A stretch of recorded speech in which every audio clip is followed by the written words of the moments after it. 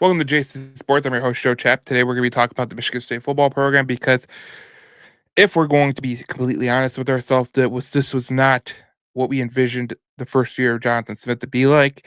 I don't think anyone envisioned it to be like this. Obviously, you knew coming into the season that you had a talent deficit. You knew at some point, the quarterback being as young as he is, they're going to struggle at times. But what you saw from the coaching staff really makes me perk my ears, and not in a good way. When you see multiple game management issues, whether it was at the end of the half against Michigan, the end of the game against Michigan, whether it was Illinois at the end of the first half, there was multiple junctions where this team just they weren't ready to play, and the coaches they didn't seem like they were ready to go with it either. And then you look at some of the mismanagement that they had with their players. I mean, I look at Aiden Childs and I go, why wasn't Aiden Childs put in the best position to succeed this year? And I look back at it and I remember the FAU game and they're going on fly routes, they're going on deep post routes and just trying to make him throw all over the field. And there was a lot of times that if I go back and I watch just the first drive of those Michigan State football games where you watch Aiden Childs make difficult throw after difficult throw after difficult throw, and he never got in the rhythm.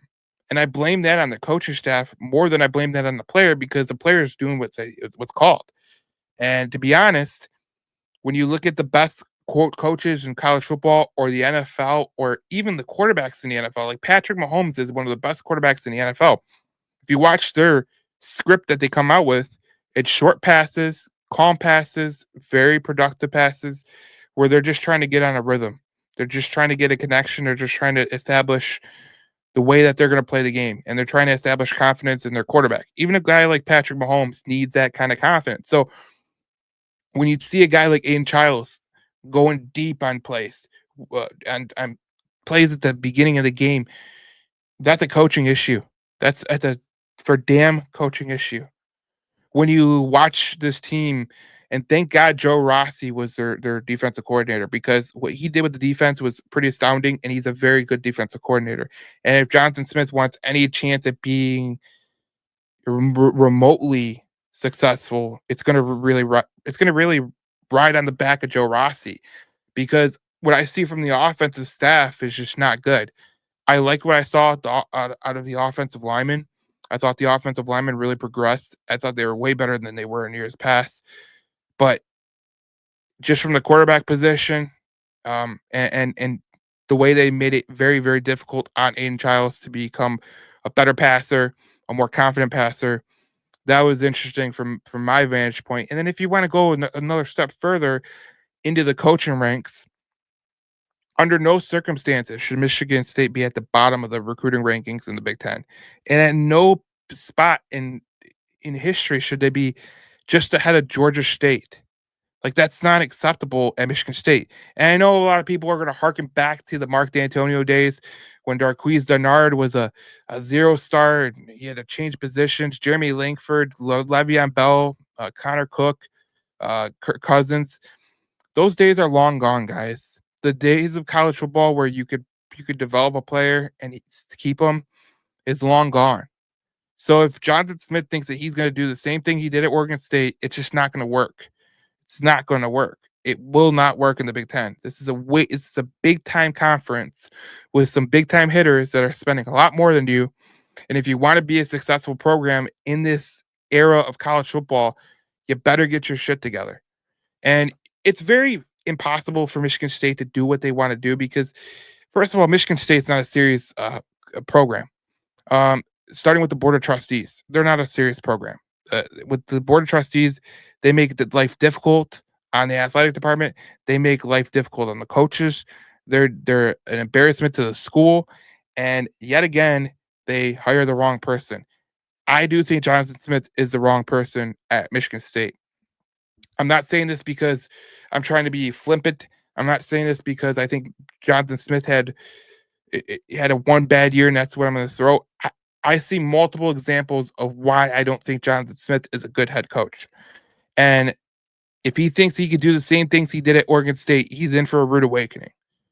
Like I said, he's lucky that Joe Rossi is his defensive coordinator because he has saved his ass over and over and over again this season. And you're lucky that you had a chance today to be bowl eligible, because to be honest, the offense was just impossible to watch at times. And with all the injuries that Joe Rossi had, they still were pretty good. They got beat a lot of times against the higher echelon teams like Ohio State and Oregon, but for the most part, the defense kept them in it, and that's a credit to Joe Rossi. But if I'm going to look at Jonathan Smith and his game management and the recruiting, it doesn't leave me saying that he's a good head coach. It leaves me saying that he's a coach that got the Michigan State job because he was a safe hire, and the board of trustees loves making safe hires, and that's where we're at. I mean, that's it is what it is. You're lucky. Michigan State as a whole is lucky that they have Tom Izzo, number one, because I don't think the board of trustees at Michigan State is ill equipped to replace Tom Izzo, and they're lucky that Adam Nightingale was a Michigan State hockey player, or they would have been screwed there too. Because how many times did they mess up that hire over and over and over and over and over again? What I'm trying to say is Michigan State is ran like a lemonade stand. The coach seems like he is trying to channel his inner Mark D'Antonio from 10 years ago. And that's just not the way college football is right now. And when we talk about the NIL program, how it's not making a really big impact. We'll see what happens in the offseason. But I'm telling you right now, where they are in terms of the impact, the recruiting, the offensive play calling, the game management, there's a lot of issues to talk about with the Michigan State Spartans. And this is not a good time for anyone that is in green and white because look, let's just put this out there because this could potentially happen. You know a team's going to be calling with money for Nick Marsh. You know a team's going to be calling with they're going to be calling for some of your players. They did it last year with Derek Harmon, who went to Oregon. He's doing a damn good job out there. But look, we're at a crossroads with Michigan State football right now, and I really don't think they understand it. I really don't think the board of trustees understands it because they don't understand nothing at that university. They're constant idiots. But I don't even think Alan Holler understands where they're at with the crossroads in terms of their football program. Because I think that everyone thought this football program is going to be doing good going in the future. And when we look at the future with Jonathan Smith as a head coach, and you look at his recruiting rankings, and they're at the bottom of the Big Ten, they're just ahead of Georgia State. It's incredible. And we'll see what happens this offseason. But I'm going to tell you right now, if the offseason continues what's happening right now, we have big issues. Big issues. And like I said before, we are lucky that Tom Izzo hasn't hung it up yet because the board of trustees is ill-equipped at Michigan State to hire a candidate that is a better candidate than Tom Izzo.